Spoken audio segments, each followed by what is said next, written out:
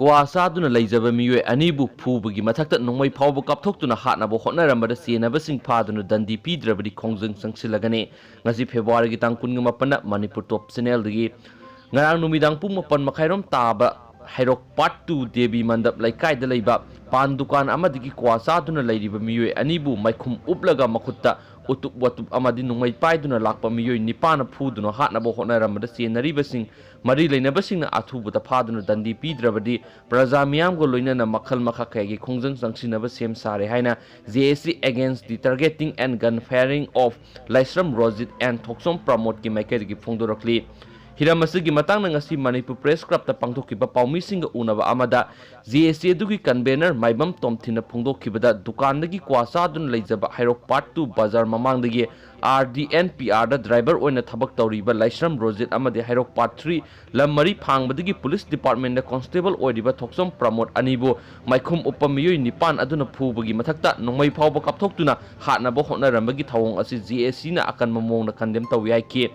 Pamisinga unaba aduda saruk yakiba Laisram Rojit amasum Thoksom promote na thoudok aduga mari leinana Pamisingda phongdokhibada makhoi anina dukandagi kwa laiduna saraga lairingai tunglomdagi maikhum uppa utup watup paiduna lakpa miyoi ni paromna makhoi anida phuba horakpagi mathakta nongmei round ani uhum kaptuna makhoi bu hatnabu honarakhi makhoi anina ngasi phawbada kanagumba amataga su nungainada su laikide miyoi nipan aduna makhoi anida mathong maram khangna phuba amadi nongmei kapthorakpa aduda masa kanjanab inthok insin tawnabada maikhum uppa miyoi sing adugi maraktagi education minister gi manaopa Thoksom sana thoigi driver oiriba Laisram Hirojit amadi Thoksom sana thoigi mohori oina leiba Laisram nauba Arun Kumar ni haiba khangba ngamkhi amadi nongmei paiduna lakliba asina Thoksom sana thoigi driver Laisram Hirojit ne haikhe loinana makhoina sizinariba nongmei maru adusu hokhiba sahi Englishim nga samapan maudraga mangada police department da issue tawbani haiba kapthokraba tokning amadi maru sappadagi tahoba live round adudagi khangba ngamle haina su phongdokhi nakal amaromda JSC gi convener maibam tomthinna phongdokhibada hairoki manungda handak sahi ani uhum asida gunda phadagi thabak maikhum uplaga lairakta thoklaga miyamda kian khanganbagi thabak satharagdiba asi yamna laibak thibene masi atubura sarkargi makedigi midyang sangbiduna santi leba khung ama ohenanaba honabiyo